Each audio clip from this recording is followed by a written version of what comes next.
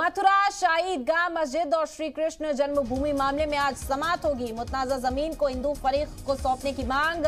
हिंदू और मुस्लिम फरीक के वकील रखेंगे अपनी बात।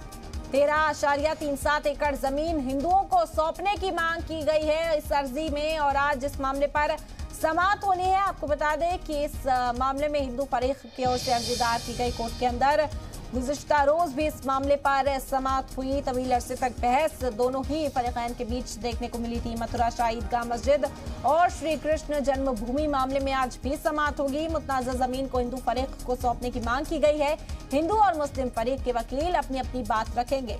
बता दें कि ये पूरा मामला 13.37 एकड़ जमीन को हिंदू पक्ष को सौंपने की मांग को लेकर है। 13.37 एकड़ जमीन पर इस वक्त मस्जिद है और उस जमीन को हिंदू तबके को सौंपने की मांग इस अर्जी के जरिए की गई है। मालिकाना हक का ये पूरा मामला और इसके लिए अर्जी दाखिल की गई है कोर्ट के अंदर। आपको बता दें कि आज इस मामले पर समाअत होनी है। इसमें अपील की गई है कि जिस जमीन पर ईदगाह है उस जमीन को मंदिर कमेटी को सौंप दिया जाना चाहिए। इस तरह की 11 अर्जियां अब तक दाखिल हो चुकी हैं। आपको बता दें कि गुज़िश्ता रोज भी 2 अर्जियों पर समाअत हुई थी और आज भी इस मामले पर समाअत होनी है। आज की तारीख दी गई थी कोर्ट की ओर से और सभी की निगाहें इस पर टिकी हैं। लगातार हिंदू फरीक का ये मुतालबा है कि ईदगाह की जमीन को मंदिर को सौंप दिया जाना चाहिए। इस अर्जी में यही मांग की गई। पूरा जो मामला है 13.37 एकड़ जमीन पर मालिकाना हक पर है।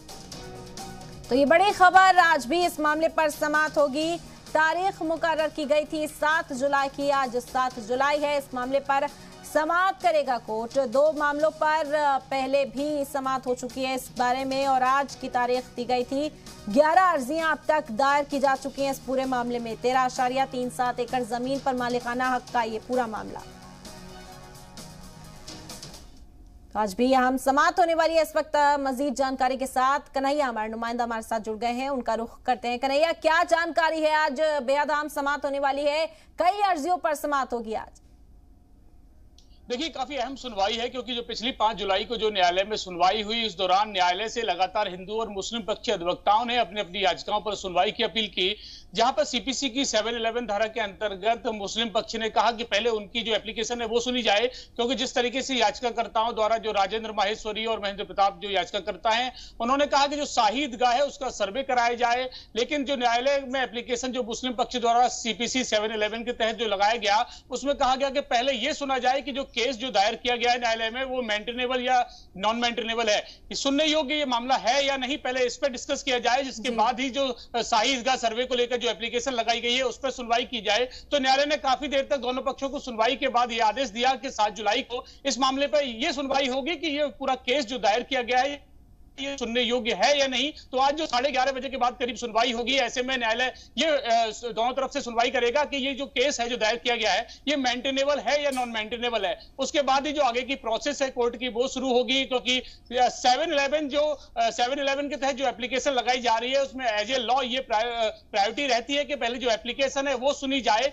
जिससे ये कंफर्म हो सके कि जो एप्लीकेशन जो दायर की गई है वो सुनने योग्य है नहीं। अगर यह एप्लीकेशन सुनने योग्य अगर न्यायालय पाया जाता है, न्यायालय को लगता है कि यह एप्लीकेशन सही है, ऐसे में हो सकता है क्योंकि हिंदू पक्ष की जो याचिकाकर्ता है उन्होंने एप्लीकेशन जो शाही ईदगाह सर्वे की लगाई गई है, तो हो सकता है न्यायालय इस मामले पर आदेश भी दे सकता है। ऐसे में काफी अहम सुनवाई है कि अब देखना होगा न्यायालय इस मामले में किस पक्ष से इत्तेफाक रखता है, क्योंकि दोनों पक्ष अपनी अपनी दलीलें पेश कर रहे हैं। हिंदू पक्ष का कहना है कि जो शाही ईदगाह है वहां पर कमीशन और स्टे लगाए जाए, जिससे जो वहां की ईदगाह के अंदर की जो स्थान है, जो वहां की क्या स्थिति है वो वास्तविक स्थिति निकल कर आए। आर्कियोलॉजी ऑफ इंडिया द्वारा सर्वे रिपोर्ट तैयार किया जाए और स्टे शाही ईदगाह पर लगाया जाए। इसके लिए जो हिंदू पक्ष है वो लगातार सर्वे की मांग कर रहा है, वही जो मुस्लिम पक्ष है इसे राजनीतिक माहौल बनाने के लिए कह रहा है कि जो बात दायर किया गया है वो बिल्कुल गलत तरीके से दायर किया जाए। अब देखना होगा कि न्यायालय इस सुनवाई के दौरान क्या पाता है, क्या ये पूरा केस सुनने योग्य है या नहीं, या ये मेंटेनेबल है या नॉन मेंटेनेबल, ये इस सुनवाई के बाद 11:30 बजे बाद स्पष्ट होगा। बिल्कुल कन्हैया, अब तक ये भी जानकारी है गुज़िश्ता रोज भी इस मामले में जब समाअत हुई तो बहस देखने को मिली। दोनों ही फरीकैन कोर्ट में बहस करते नजर आए। 11 अर्जियां अब तक इस मामले में दर्ज कर ली गई हैं।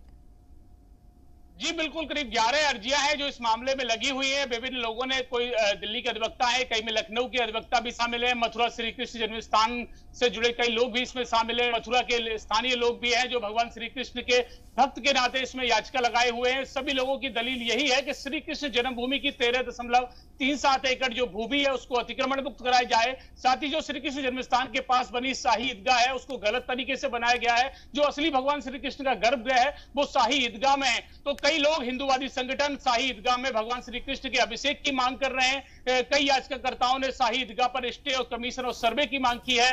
तो श्री कृष्ण जन्मभूमि की 13.37 एकड़ भूमि को अतिक्रमण मुक्त कराने को लेकर तमाम हिंदू संगठनों ने, हिंदू जो पक्ष के लोग हैं उन्होंने याचिका लगाई है। वहीं जो मुस्लिम पक्ष है उनका कहना है कि जो पहले पूर्व में जो 1967 में जो समझौता हुआ था उसमें हिंदुओं को श्री कृष्ण जन्मस्थान की जगह दी गई थी, सारे मुस्लिमों को जो शाही ईदगाह की जगह दी गई है। दोनों अपने अपने स्थान पर बने हुए हैं। लेकिन जो हिंदू पक्ष है उनका कहना है कि जो पूर्व में जो समझौता हुआ था वो एक गलत तरीके से किया गया था, जिस समझौते में जो लोग, जिनका श्री कृष्ण जन्मस्थान सेवा ट्रस्ट से कोई मतलब नहीं है, वो लोग शामिल थे और एक तरफा वो समझौता हुआ। ऐसे में हिंदू और मुस्लिम पक्ष दोनों अपनी अपनी बातें और अपनी अपनी दलीलें रख रहे हैं। न्यायालय में मामला पूरा विचाराधीन है, अब प्रोसेस चलेगा, क्योंकि जिस तरीके से ज्ञानवापी मामले में देखने को मिला कि जो सर्वे के आदेश हुए, वीडियोग्राफी कराई गई, उस आदेश के बाद, उस कार्रवाई के बाद मथुरा श्री कृष्ण जन्मस्थान से जुड़े हुए तमाम हिंदूवादी पक्ष के जो लोग हैं उनमें एक उम्मीद की किरण कहीं ना कहीं जागी है कि न्यायालय इस मामले में भी कहीं ना कहीं सर्वे और आर्कियोलॉजी ऑफ इंडिया और कमीशन गठन करके मौके की जो स्थिति है उसको जानने की कोशिश करेगा। बिल्कुल देखना होगा कि कोर्ट आज क्या फैसला सुनाता है, इस समात में किस तरह से चर्चा की जाती है, क्या पेश रफ्त रहती है। बहुत बहुत शुक्रिया कन्हैया तमाम जानकारी का।